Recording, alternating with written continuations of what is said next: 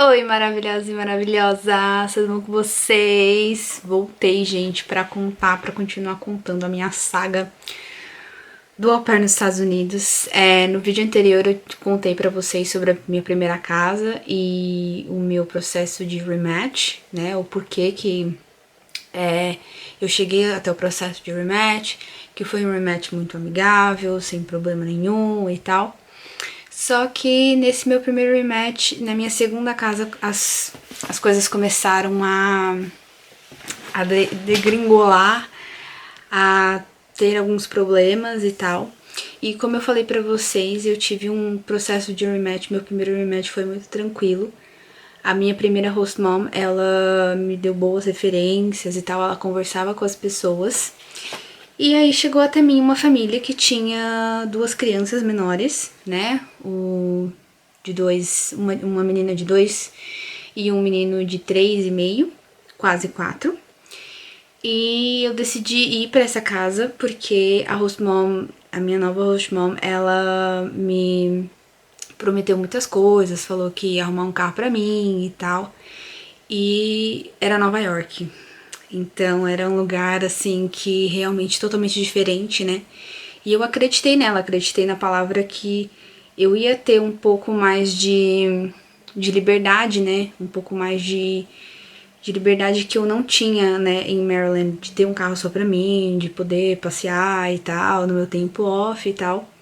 Mesmo com as condições que ela tinha colocado, né, de trabalhar de segunda a sábado. E, na verdade, de terça a sábado, né? Segunda-feira, a Nene que trabalhava com eles anteriormente, ela ficava de segunda-feira, né? Então eu trabalhava de terça a sábado. E a Nene foi uma pessoa maravilhosa, Alexandra, é o nome dela. E nós éramos assim, nós tivemos um relacionamento muito bom enquanto eu tava lá. Só que realmente a família era muito complicada. A mãe das crianças, ela a todo momento queria controlar a vida de todo mundo e ela, a um certo ponto, ela queria controlar a minha.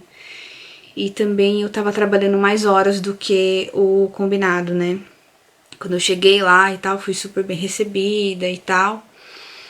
E depois de um tempo as coisas começaram a ficar ruins e tal. Quando eu cheguei lá, ela me avisou que tinha o famigerado curfew, né? Que as meninas falam, né? Que a gente tem horário para chegar em casa. E a gente sempre. É uma questão muito dúbia, né? Porque muita gente fala assim, ah, mas é a casa deles, então eles decidem e tal, mas assim, nós somos adultos, né, gente? Eu sou adulta, eu sou maior de 21 anos, maior de idade, vacinada, sei das coisas, sei das minhas responsabilidades, nunca faltei com as minhas responsabilidades, né? E eu tinha horário para chegar em casa como se fosse uma adolescente, né? Então era muito estranho para mim ter isso e tal, sempre tinha que pedir, né, muitas permissões e tal. Mas o grande problema dessa host mom é que ela queria assim controlar a vida de todo mundo, a vida dos pais dela, a vida das crianças, a vida do marido dela. E a um certo ponto ela queria também controlar a minha vida. E as coisas começaram a ficar mais difíceis por conta disso. Os dias foram passando, eu conheci pessoas maravilhosas, assim, amigas que vão ficar no meu coração para sempre, pessoas que me ajudaram muito. Só que os dias começaram a ficar difíceis para mim. Eu tinha uma vida muito difícil dentro da casa, da host family, mas fora da casa era muito bom. Então, ela falou que ia arrumar um carro, que eu ia ter um carro só pra mim. Eu cheguei lá, eu tinha um carro só pra mim, só que eu tinha um carro só para levar as crianças na escola. Eu não podia ir lá na esquina tomar um sorvete com o carro, não podia. Eu só podia usar o carro no meu horário de trabalho. E ela não tinha me falado isso antes, né? E ela fez de tudo para me cativar, para me conquistar, para eu chegar lá, e eu realmente acreditei nela. E ela falou que ia ser tranquilo, que os avós estavam sempre em volta e tal, perto e tal, eles podiam ajudar. Mas não foi nada disso que aconteceu. E aí os dias foram passando, eu fiquei lá uns 2 meses mais ou menos. E as minhas amigas são pessoas sensacionais, né?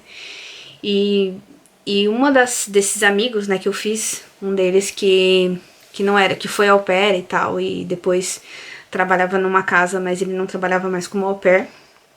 Ele chegou pra mim e falou assim, Fran, você acha mesmo que essa situação que você tá, cara, você tá trabalhando horas a mais, quando você tem tempo livre, você não pode chegar em casa, tipo, a hora que você quiser, você tem que arrumar casas pra você dormir, porque você não pode simplesmente chegar e tal, na casa que você tá morando, tipo, né? E você acha que tá valendo realmente a pena isso e tal? E aí eu falei assim, cara, eu acho que não tá. Realmente, eu tava num relacionamento abusivo com a minha host family, mas eu não tinha percebido. E aí eu comecei a pensar e tal, pensei. E numa sexta-feira eu lembro que eu tava muito cansada mesmo, porque as crianças demandavam um tempo muito maior de mim, né? Elas eram sensacionais, são crianças maravilhosas. Só que o menino mais velho tinha algum tipo de problema que ele seria classificado como special needs. Só que a mãe queria não queria lidar com isso, né, e não falou nada pra agência também. E eu não sabia lidar realmente com os special needs. E tanto que as pessoas falam assim, mas ele dava indícios e tal, assim, ele dava indícios, ele era uma criança, assim, que ele não ouvia o que a gente falava, ele tinha uma atenção muito baixa e tal. E desde que eu cheguei lá, ele tinha uma cobertinha que ele mordia essa coberta. A coberta tava toda rasgada, assim, destruída. Porque ele mordia e toda babada. Então, assim, alguma coisa estava acontecendo com aquela criança. Só que os pais não queriam ficar frente a frente com aquele problema porque achavam que, sei lá, iam falar que o filho deles tinha problema e tal. Mas assim, se tivesse um problema, a gente tem que. Gente, se a criança tem um problema, a gente tem que lidar com esse problema. A gente não pode correr do problema o tempo todo, né? Mas eu não falei nada. E aí eu tava, assim, extremamente cansada. E aí um sábado de manhã eu tomei coragem e tal. E nós estávamos na natação com as crianças. A gente tava esperando a natação. E aí eu achei que aquele momento ali seria o mais propício. Porque eu não aguentava mais segurar aquilo na minha cabeça, assim, em mim, né? E aí eu cheguei né, na hora que nós estávamos lá esperando as crianças na natação, eu falei pra ela, a gente pode conversar rapidinho um pouquinho? Ela falou, podemos. Eu falei assim, olha, eu acho que não tá funcionando, eu acho que não tá legal e tal, eu acho que não tá bacana, né, o meu horário tá a mais e tal. E conversei assim numa boa, como uma adulta que sou, né, conversei com ela assim, muito serena e tal. Falei assim, eu acho que é melhor, né, a gente, né, eu arrumar uma outra família, vocês arrumarem outra au pair e tal, que atenda melhor as necessidades de vocês e tal. E aí eu conversei com ela e eu acho que esse foi um dos meus erros, meus grandes erros.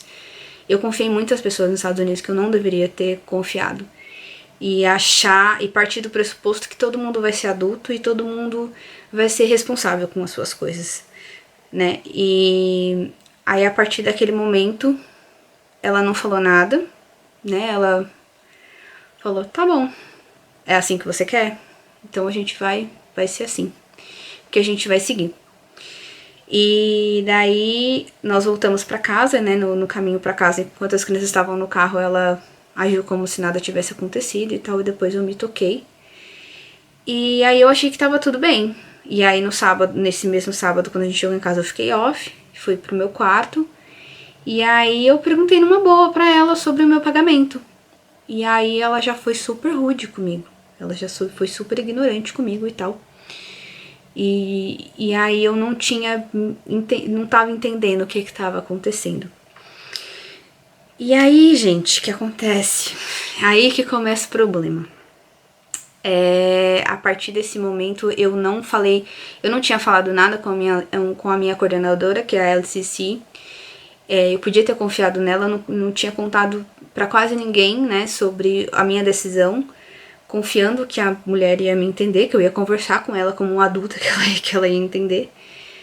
Mas o que aconteceu foi o seguinte, a Maria, a minha coordenadora, ela me ligou, me mandou mensagem, né, foi no Messenger. Ela perguntou pra mim, cara, o que tá acontecendo? Eu falei, não tá acontecendo nada. Eu conversei hoje com a minha host mom e tal, e eu queria ter um outro rematch e tal, né? E aí ela falou, não, mas ela tá falando um monte de coisa aqui de você e tal. E aí eu fui descobrir que eles, enquanto eu fiquei off, eles ligaram pra agência e inventaram todo tipo de mentira sobre mim, todo tipo que vocês imaginaram. Entre eles, ela falou que eu gritava com as crianças o dia todo, que as crianças tinham medo de mim, que eu cheguei bêbada na casa, que eu não fazia nada, que eu só ficava sentada no sofá e não fazia nada. E ela falou também, ela falou também que eu falava mal dela em português. E ela sabia que eu estava falando mal dela em português porque ela sabe espanhol. E português e espanhol é a mesma coisa. Oi? Oi, querida. Português e espanhol, mesma coisa? Mas enfim, né, gente? Louca. Doida, né? Porque assim, a partir do momento que eu disse não pra ela, que eu não ia mais aceitar toda aquela exploração que ela tava fazendo comigo, ela simplesmente surtou. Surtou e ela decidiu que não ia me deixar mais morar ali, né? Que ela ia fazer de tudo pra que eu fosse embora mesmo, porque é isso que acontece com as au pairs, né? Infelizmente, em certas situações como essa, as au pairs têm que colocar na cabeça que a agência ela sempre vai acreditar em quem paga mais, entendeu? A gente está pagando por esse programa, só que dependendo da situação, eles vão acreditar em quem paga mais, quem dá mais lucro. Porque um au pair, eles mandam embora pra casa, e aí na semana seguinte eles têm outra. Tem muitas meninas, né? A gente é muito substituível. Agora uma família, por exemplo, a gente paga, sei lá, uns mil dólares mais ou menos, né? Falando de, né, convertendo e tal. As famílias, elas pagam 9 mil. Então, pra eles é muito mais valioso uma família do que um au pair, né? E aí começaram a inventar problemas assim de toda a ordem e tal, e então eles ligaram primeiro para a agência. Então eles mostraram como se eles tivessem pedido o rematch, não eu, né? E aí eu fui, assim, passaram-se alguns dias e tal que a gente teve esse problema.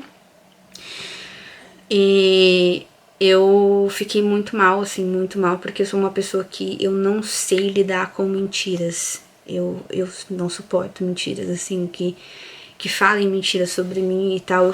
Eu sinto uma dor física, assim, quando as pessoas falam mentiras sobre mim. Você pode falar o que você quiser de mim. Você pode falar que eu sou feia, que eu sou gorda, que, sei lá, que eu tenho uma testa gigante, que eu tenho cabelo feio, sei lá. Você pode falar o que você quiser da minha pessoa. Agora não fala pra mim que eu sou mentirosa. Não fale, não fale, não fale. Porque eu não tenho por que mentir, gente. Não tenho. Eu sou adulta. Pra que eu vou mentir? Pelo amor de Deus. Não tem sentido mentir. Mas enfim, nesses dias que eu tive que ficar na casa foram bem tensos. Eu fiquei com medo, né? Porque eu tinha que esperar a entrevista de saída, né? E aí eu arrumei todas as minhas coisas e tal em uma noite, assim. Na verdade eu arrumei em 1 hora. E aí passou domingo, eu conversei, a Nene que trabalhava lá comigo, ela foi e me buscou lá na casa bem de manhãzinha, assim, pra gente tomar café juntas. Aí eu contei pra ela tudo, assim, chorando também, porque eu não sabia contar essa história sem chorar, né?